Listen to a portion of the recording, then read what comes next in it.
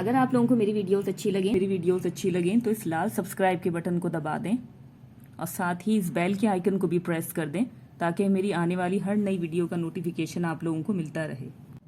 बिस्मिल्लाहिर्रहमानिर्रहीम, अस्सलाम वालेकुम। आज मैं आप लोगों के लिए एक्सरसाइज 7.5 का क्वेश्चन नंबर 1 सॉल्व करूंगी। तो चलिए वीडियो को स्टार्ट करते हैं। क्वेश्चन है आपके पास, solve if possible by using matrices and Cramer's rule. ठीक है, यहाँ पे आपके पास जो है वो लीनियर इक्वेशंस दी हुई हैं दो। ठीक है, आपने इन इक्वेशंस को सॉल्व करना है by matrices and by Cramer's rule. ठीक है, दो तरीके से या दो डिफरेंट मेथड से जो है वो आपने इनका सॉल्यूशन सेट फाइंड करना है या इन इक्वेशंस को सॉल्व करना है।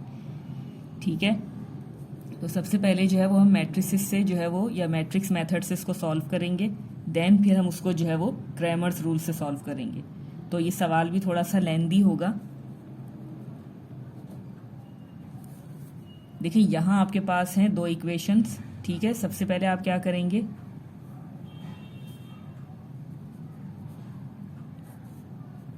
सबसे पहले आपने जो है वो इक्वेशंस को दोबारा जो है वो नीचे कॉपी करना है।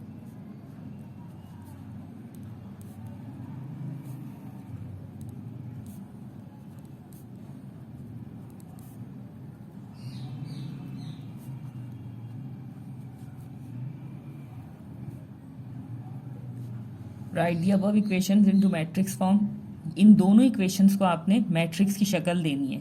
ठीक है, क्योंकि आप इसको मैट्रिसेस से जो है वो सॉल्व करेंगे, मैट्रिक्स मेथड से इसको सॉल्व करेंगे, तो इसलिए आपने इन इक्वेशंस को सबसे पहले मैट्रिक्स फॉर्म में कन्वर्ट करना है। ठीक है, मैट्रिक्स फॉर्म में आप इसे किस तरीके से लिखेंगे, ये देखिए यहाँ पे आपके पास 2 है, वो आपने इधर लिख दिया। उसके बाद है +5, तो आप इसको इस तरीके से सेकेंड कॉलम में लिखेंगे। प्लस साइन हम शो नहीं करेंगे लेकिन नेगेटिव साइन हम शो करेंगे। ये देखिए इसी तरीके से ये सेकंड रो में चला जाएगा दूसरी इक्वेशन का, ये फर्स्ट कोफिशिएंट, और ये क्या हो जाएगा -2। ठीक है, इस तरीके से हमने इसे एक मैट्रिक्स की जो है वो फॉर्म दे दी या मैट्रिक्स की शक्ल दे दी। नेक्स्ट है आपके पास ये दो वेरिएबल्स x एंड y जो इन दोनों इक्वेशंस में यूज हो रहे हैं, तो आप उसको भी इस तरीके से मैट्रिक्स फॉर्म में लिखेंगे x y करके। ठीक है, उसके बाद यहाँ पे आ जाएगा =, अब ये आपके पास 9 और 1 आ रहा है, तो आप इसे भी इस तरीके से मैट्रिक्स फॉर्म में ही लिखेंगे। तो ये आपकी इक्वेशंस जो है वो मैट्रिक्स फॉर्म में आ गई। ठीक है, जैसे ही आपने इनको मैट्रिक्स फॉर्म में लिख लिया, अब आप इनको जो है वो नेमिंग कर देंगे। आपने इसे जो है वो A सपोज कर लिया, ये आपका मैट्रिक्स A हो गया। इसे आप कैपिटल X से डिनोट करेंगे,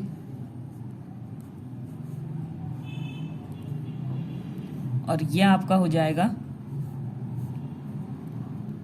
B। ठीक है, ये A मैट्रिक्स हो जाएगा आपका, ये कैपिटल X हो जाएगा, और ये B मैट्रिक्स।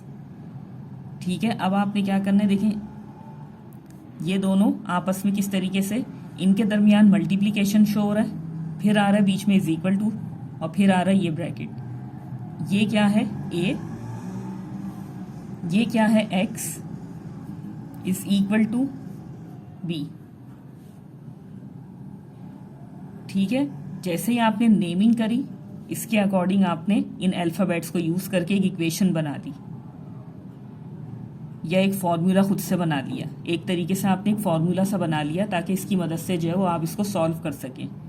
ठीक है, सबसे पहले देखें आपने इक्वेशंस लिखी, उसके बाद इन इक्वेशंस को मैट्रिक्स की फॉर्म दे दी। मैट्रिक्स की फॉर्म देने के बाद आपने इसकी नेमिंग कर दी। ठीक है, ये चीज़ कहाँ से आई, ये जो आपने मैट्रिक्स फॉर्म जो है बनाई थी यहाँ पे, इसकी मदद से आपने इन अल्फ़ाबेट्स को जो आपने यहाँ नेमिंग दी है उसके अकॉर्डिंग आपने इनको सेट कर लिया। ठीक है, अब आपने देखिए मैंने आपको ये चीज़ बताई थी कि जब भी आपके पास दो इक्वेशंस हों और कहा जाए कि आप इन्हें सॉल्व करें, तो उसका मतलब ये होता है कि इन इक्वेशंस में दिए गए वेरिएबल की वैल्यू आपने बेसिकली यहाँ पे फाइंड करनी है। ठीक है, ये होता है इक्वेशंस का मतलब। जब भी आपके पास इक्वेशंस दी जाएं और आपसे कहा जाए कि सॉल्व, तो उसका मतलब ये होता है कि आपने इन इक्वेशंस में दिए गए वेरिएबल की वैल्यूज फाइंड करनी है। तो यहाँ पे आप देख सकते हैं कि वेरिएबल आपके पास जो है वो x एंड y यूज हो रहा है इधर, मीन्स कि आपने इधर से x की भी वैल्यू निकालनी है और y की भी वैल्यू निकालनी है, और देखा जाए मीन्स कि आपने इस मैट्रिक्स को यहाँ पे फाइंड करना है। तो जिसे फाइंड करना है वो आप इधर ही रहने देंगे। मजीद इस इक्वेशन में से एक और इक्वेशन जो है वो निकाल लेंगे। किस तरीके से, ये देखें, ए से क्या हो रहा है, मल्टीप्लाई हो रहा है, वहां आएगा तो क्या हो जाएगा, डिवाइड हो जाएगा, इस तरीके से।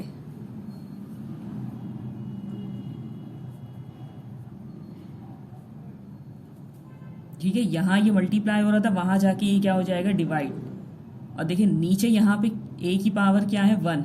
जब ये ऊपर आएगा तो क्या हो जाएगा, इस तरीके से लिखा जाएगा, इस तरीके से।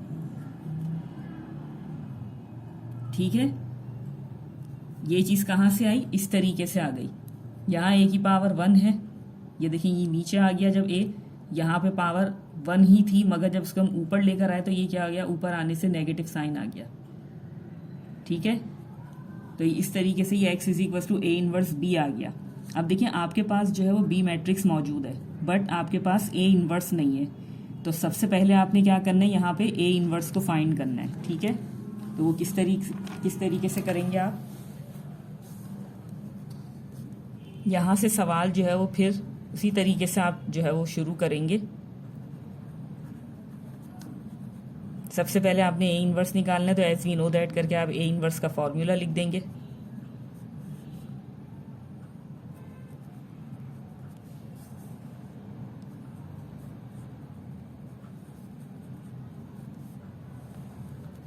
सबसे पहले आप डिटर्मिनेंट निकाल लेंगे। डिटर्मिनेंट के लिए आपको ए मैट्रिक्स की जरूरत होगी।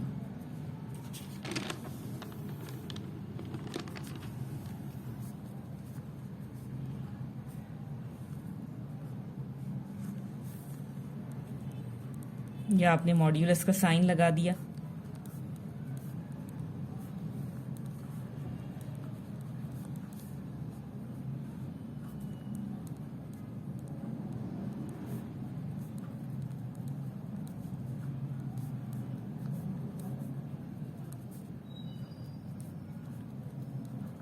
ठीक है, ये हो जाएगा -4, ये -20, माइनस माइनस प्लस 20 में आप 4 को प्लस करेंगे 24 आ जाएगा, नेगेटिव साइन आ जाएगा, not equal to 0, so inverse is possible.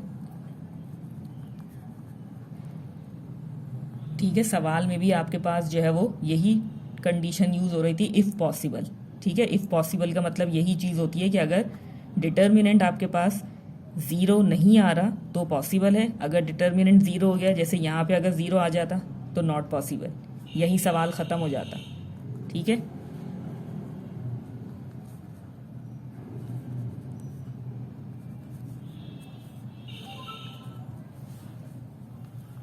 Again आपने मैट्रिक्स ए लिखा नीचे।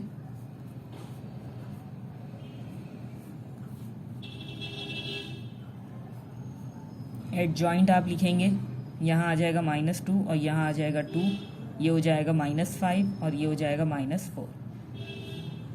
ठीक है, लास्ट में अब आपने क्या करना है, ए इनवर्स को फाइंड करना है।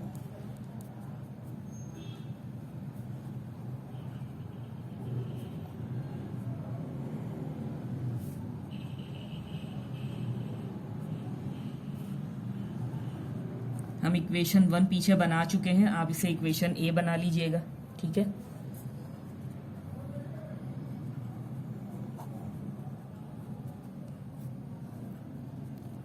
एडजॉइंट की जगह आप जो है वो रखेंगे -2, -5, -4 एंड 2, और डिटर्मिनेंट की जगह आपके पास आ जाएगा -24। ठीक है, ये आपने रख दिया इस तरीके से। अब आपने इस -24 से सबको डिवाइड करना है।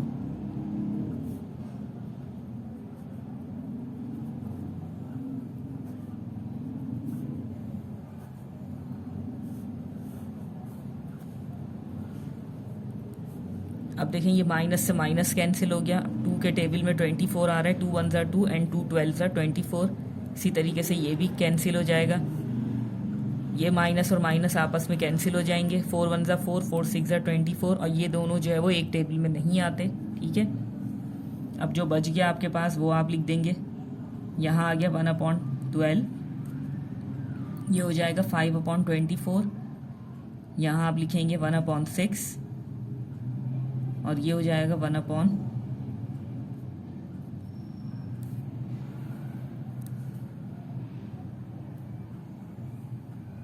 सही। अब देखिए ए इनवर्स भी आपने फाइंड कर लिया, ठीक है। अब आपने क्या करना है,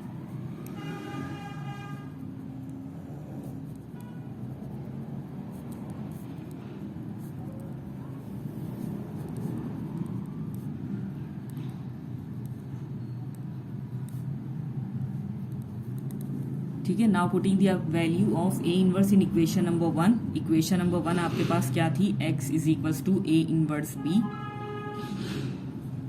ए इनवर्स की जगह आप यही रखेंगे 1/12, 5/24, 1/6 एंड माइनस 1/12।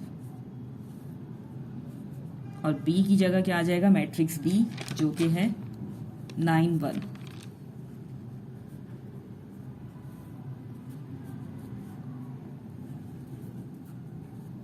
अब ये देखिए फर्स्ट रॉ इससे मल्टीप्लाई हो जाएगी फर्स्ट कॉलम से, यानी कि 1/12 multiply by 9 plus 5/24 multiply by 1। इसी तरीके से ये भी इससे मल्टीप्लाई हो जाएगा सेकेंड रो फर्स्ट कॉलम से, 1/6 multiply by 9 plus minus 1/12 multiply by 1। ठीक है, यहाँ तक करने के बाद ये क्या हो जाएगा, 3 3 ज़ा 9 एंड 3 4 ज़ा 12, 3 2 ज़ा 6 एंड 3 3 ज़ा 9। इसे यहीं देख लेते हैं। ये देखिए ये क्या हो जाएगा, 3 1 ज़ा 3/4 प्लस 5 1 ज़ा 5/24। ठीक है, ये क्रॉस में कैंसिलेशन के बाद आपने इनको मल्टीप्लाई किया, मल्टीप्लाई करने के बाद जो बच गया आपने इस तरीके से लिख दिया। ये आ गया 5 1 ज़ा 5/24। यहाँ पे भी आपने कैंसिलेशन की, कैंसिलेशन के बाद ये क्या हो जाएगा, 3 1 ज़ा 3/2 प्लस माइनस माइनस 1 1 ज़ा 1/12। ठीक है, ये इस तरीके से जो है वो फ्रैक्शन में आ गए। अब देखें 2 टर्म्स हैं आपके पास या 2 फ्रैक्शंस हैं आपके पास, और बीच में जो है वो पॉजिटिव है साइन और यहाँ पर है नेगेटिव साइन। तो आपने यहाँ पे क्या करना है, एलसीएम लेना है। ठीक है, जब भी ऐसी सिचुएशन होती है हम एलसीएम लेते हैं, तो 4 और 24 का एलसीएम लेंगे हम सबसे पहले।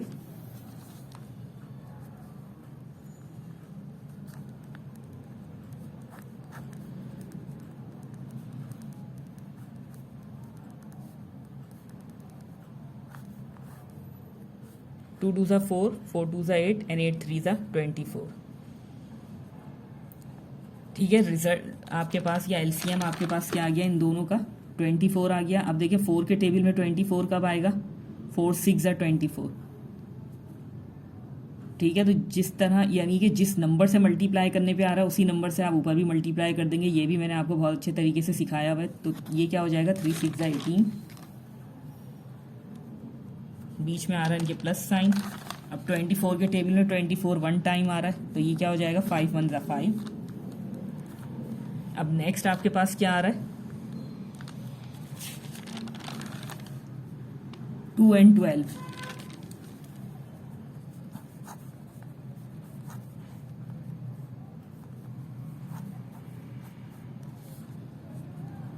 ठीक है, इनका जो है वो एलसीएम 12 आ रहा है।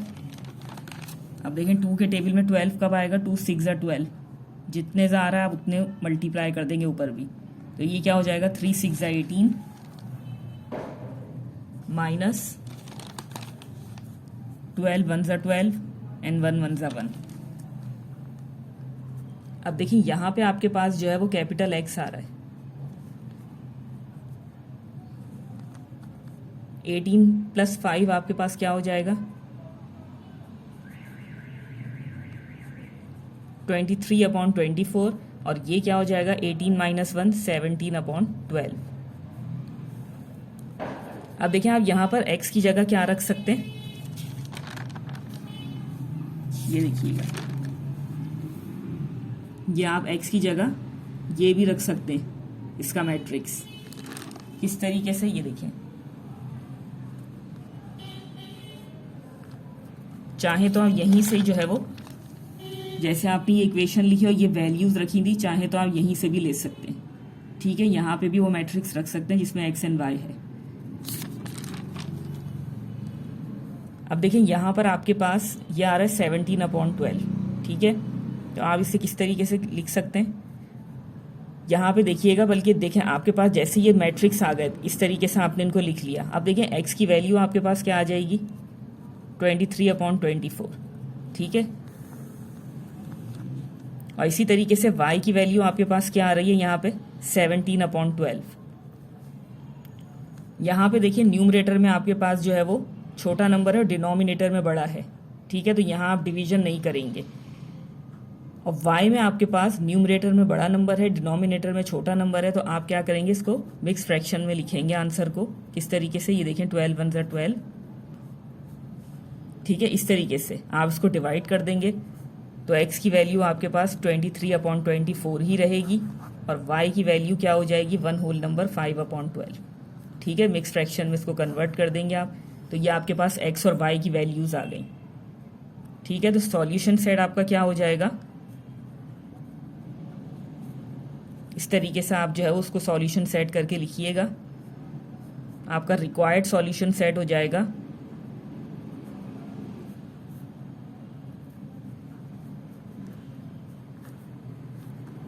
ठीक है, ये आपका आंसर है। इस चीज़ को गौर से समझिएगा, जैसे आपके पास यहाँ पर रिजल्ट आ जाता है, ठीक है। आपने सारा इसको सॉल्व कर लिया, सॉल्व करने के बाद जैसे ही आप यहाँ तक आएंगे, यहाँ तक सॉल्व करने के बाद आप क्या करेंगे, देखिए x इज इक्वल टू क्या हो जाएगा, ये सामने वाली वैल्यू ये x की हो जाएगी और ये y की वैल्यू हो जाएगी, ठीक है। अगर यहाँ पे कैंसिलेशन होती है या डिवीजन होता है तो वो आपने करना है इस तरीके से, जैसे यहाँ पे देखें डिवाइड नहीं हो रहा था तो ये एज इट इज आंसर आ गया। और y में आपके पास डिवाइड हो रहा है तो आपने डिवाइड करके इस तरीके से इसको मिक्स फ्रैक्शन में लिख दिया, ठीक है। लास्ट में आप इस तरीके से सॉल्यूशन सेट लिख के आंसर को सॉल्यूशन सेट में इस तरीके से लिखिएगा, ठीक है।